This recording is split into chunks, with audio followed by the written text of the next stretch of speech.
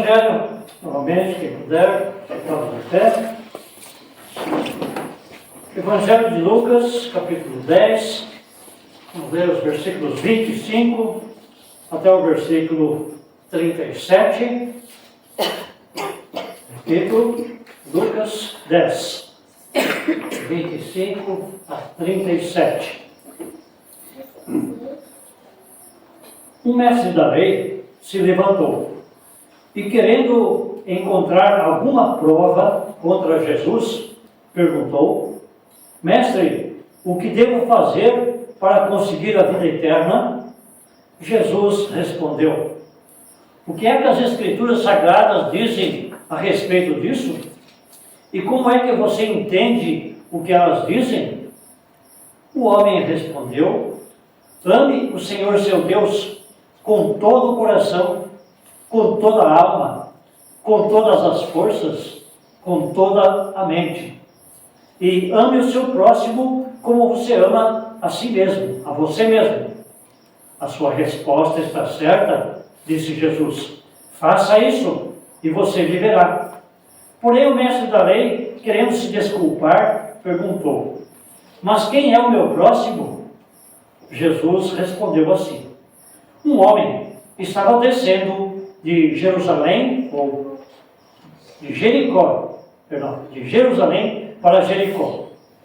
No caminho, alguns ladrões o assaltaram e tiraram a sua roupa, bateram nele e o deixaram quase morto. Acontece que um sacerdote estava descendo por aquele mesmo caminho. Quando viu o homem, tratou de passar pelo outro lado da estrada. Também um levita passou por ali, olhou e também foi embora pelo outro lado da estrada. Mas um samaritano que estava viajando por aquele caminho chegou até ali. Quando viu o homem, ficou com muita pena dele. Então chegou perto dele, limpou os seus ferimentos com azeite e vinho e em seguida os enfaixou. Depois disso, o samaritano colocou-o no seu próprio animal e o levou para uma pensão onde cuidou dele. No dia seguinte, entregou 2 moedas de prata ao dono da pensão, dizendo: Tome conta dele. Quando eu passar por aqui, na volta, pagarei o que você gastar a mais com ele. Então Jesus perguntou ao mestre da lei: Na sua opinião, qual desses 3 foi o próximo do homem assaltado? Aquele que o socorreu? Respondeu o mestre da lei. E Jesus disse: Pois vá e faça a mesma coisa. Aqui as palavras. Deus os abençoe em nossos corações. Pode sentar-se.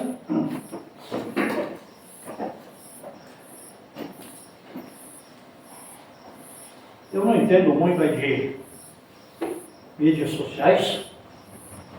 Os jovens entendem mais que a gente, né? Os mais velhos. Facebook, YouTube e assim por diante. Mas me parece que existe sempre lá uma coisa chamada de podcast, onde 2 pessoas entendidas sobre um assunto sentam juntas e discutem aquele assunto. Falar sobre batismo, por exemplo. 2 pessoas, teólogos, né, sentam juntos, conversam, gravando isso e publicando isso para quem quiser ver e ouvir.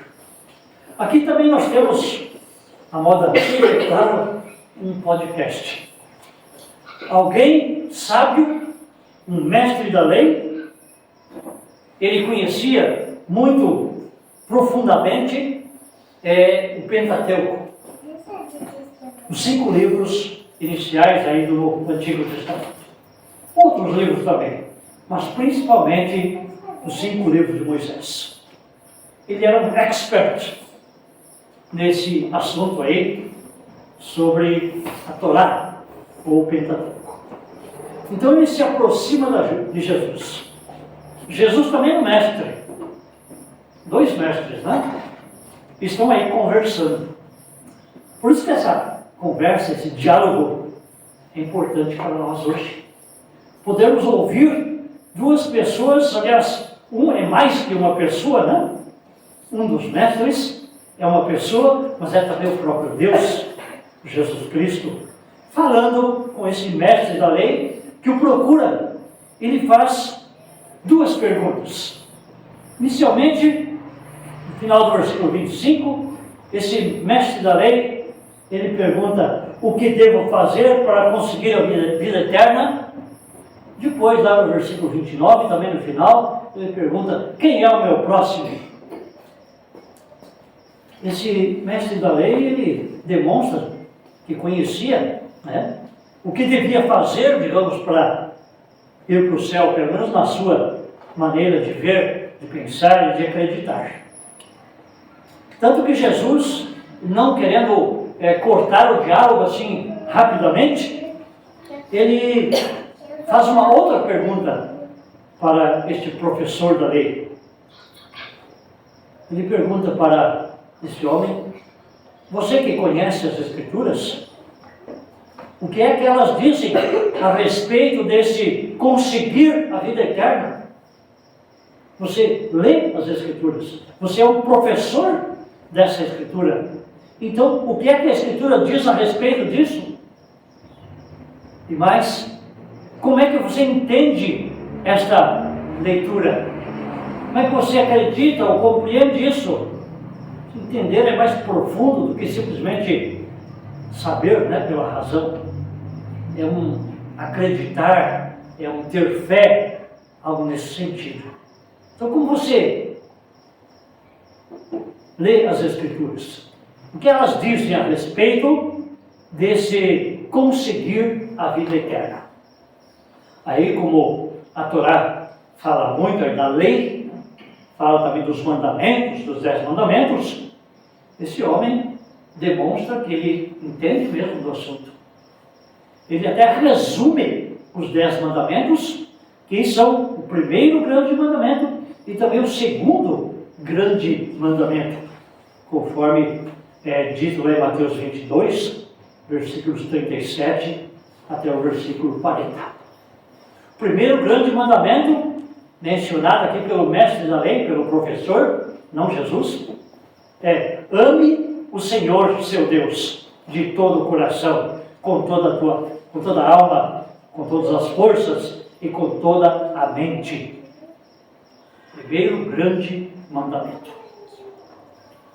Esse mestre da lei possivelmente acreditava assim: se eu amar a Deus com toda a minha força, com todo o meu ser, com tudo que eu sou e tenho, então eu estou cumprindo os 3 primeiros mandamentos. Depois ele diz o segundo grande mandamento, né? Ame o seu próximo como a você mesmo. Tudo correto, certinho. Jesus, que quer continuar o diálogo com esse homem, diálogo que serve para nós também hoje, ele não diz: olha, está errado.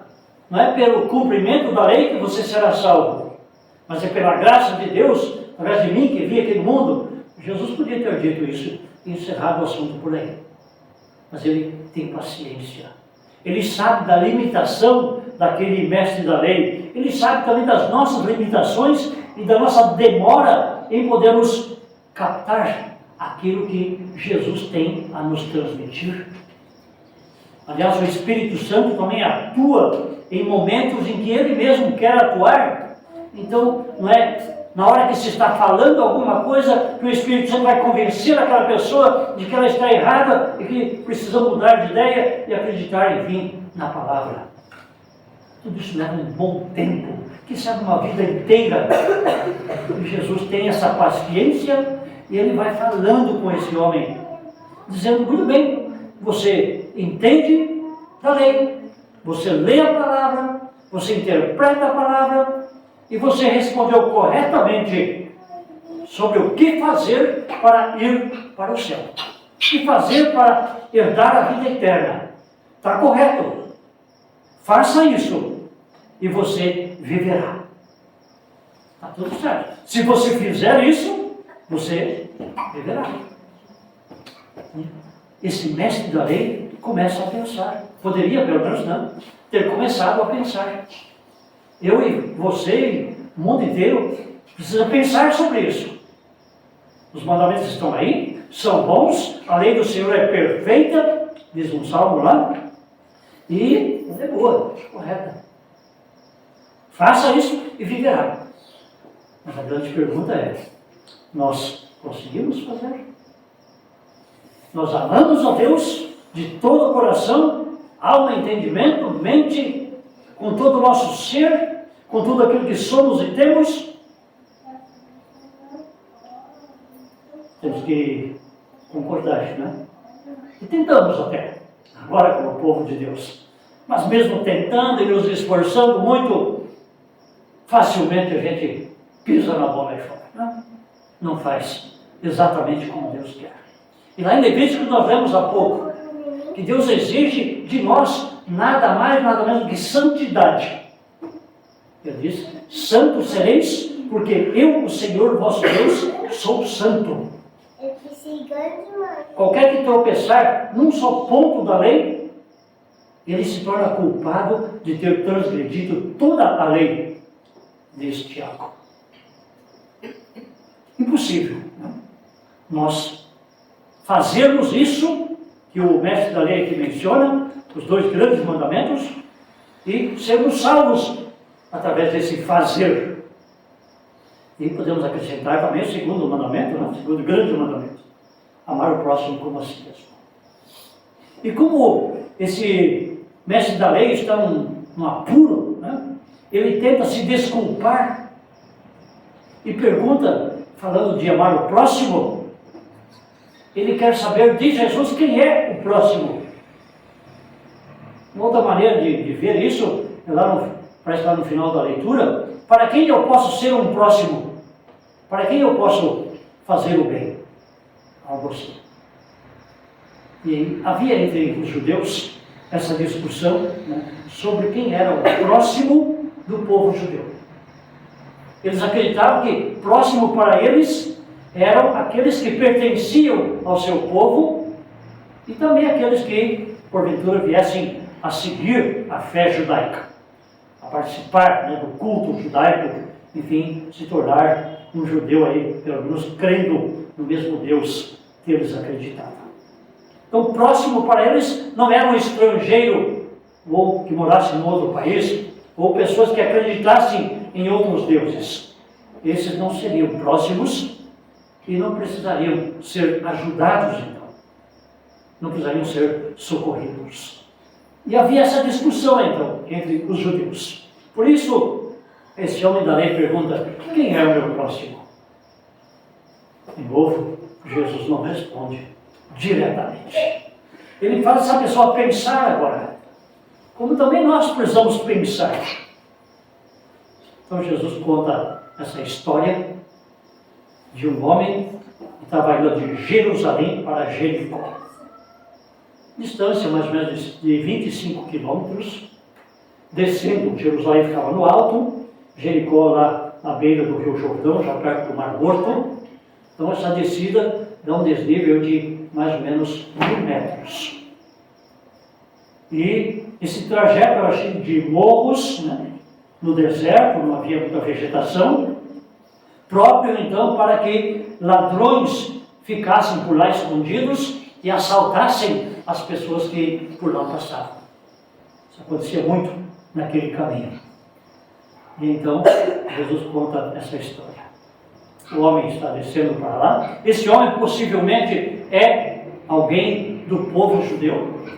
Portanto, dizer isso, que depois passa o sacerdote, passa o levita, e não socorre o seu patrício, que era um judeu.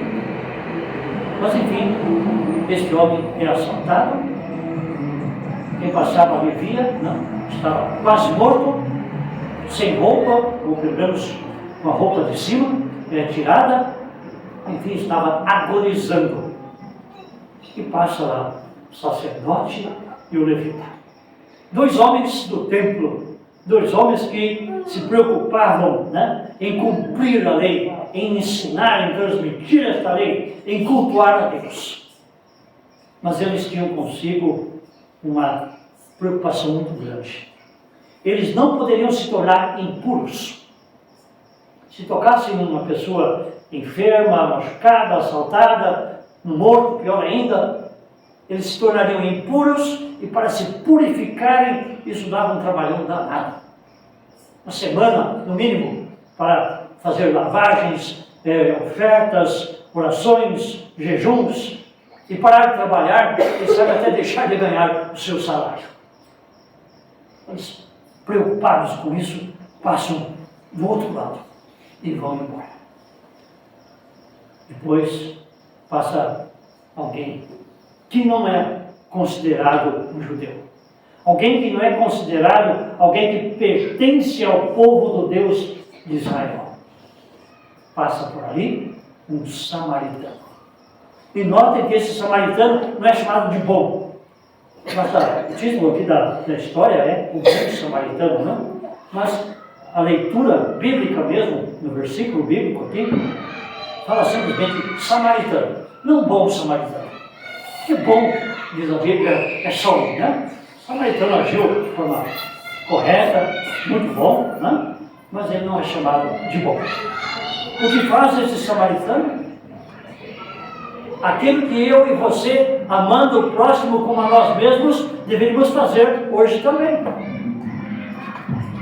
Vamos nos colocar no lugar desse samaritano e pensar, será que eu faria aquilo que ele fez? Como seria hoje? Não andamos a cavalo por aí, ou no cabelo, se que animal tinha lá. Nós andamos de carro. Achar alguém acidentado, ou um ladrão assaltou, machucou, botar essa pessoa ensanguentada dentro do nosso carro, levar para um hospital, ficar com ele lá durante pelo menos uma noite, pagar a conta no outro dia e prometer, olha, eu volto aqui e pago o restante que ele gastar a mais aí. Será que nós faríamos isso? Muito difícil, né? Bem complicado. Mas enfim, esse homem faz. Ele faz, e daí Jesus pergunta para o mestre da lei: quem foi o próximo desse homem? Veja, não quem é o meu próximo, mas para quem eu posso ser o próximo. Quem foi o próximo desse homem que foi assaltado? Aí, claro, o mestre da lei sabe responder e não é difícil, né? Aquele que ajudou, aquele que socorreu. De novo, Jesus vai dizer: faça você a mesma coisa. Vai e faça. Já que você pediu, perguntou lá no início sobre o que devo fazer para conseguir a vida eterna, é isso. Ame o seu próximo. E amando ao próximo assim como Deus quer, isso só é possível quando estamos no amor de Deus. Porque Ele nos amou primeiro e nós reconhecemos este amor. Agora, amados, nós também amamos. Vá e faça a mesma coisa. Mas mesmo assim, reconhecemos que se o fizermos, ou quando o fazemos, nós o fazemos de forma imperfeita. Nem por isso precisamos deixar de fazer, mas buscar mais e mais orientação, ensino, força, fé, reconhecimento do amor de Deus em nós, para podermos sim amar mais e mais o nosso semelhante e o nosso próximo. Aqui termina essa leitura do Evangelho para esse dia. Algo fica pendente, fica no ar. E é assim que Jesus quer que seja, para que a gente continue refletindo sobre essa questão. Como é que nós seremos salvos? Como é que, ou por que meios estaremos um dia no novo céu e na nova terra? É por aquilo que fazemos? É por obras? Assim pensava o grande mestre aí, conhecedor da Torá. E a nossa leitura, se continuarmos lendo, conta aqui a história da Marta e da Maria, versículos 38 até o 42, e na sequência da nossa leitura, Lucas 10. O que é que nós temos aqui nessa leitura? Uma Marta preocupada, né, com a limpeza da casa, fazer um jantar gostoso para Jesus, enfim, tendo muita coisa para fazer. ela reclama que a Maria não estava fazendo nada. Maria estava lá sentada aos pés de Jesus, ouvindo Jesus. E a Marta, então, chega para Jesus e diz, olha, manda Maria me ajudar. Eu tenho tanta coisa para fazer e ela está aí, folgada.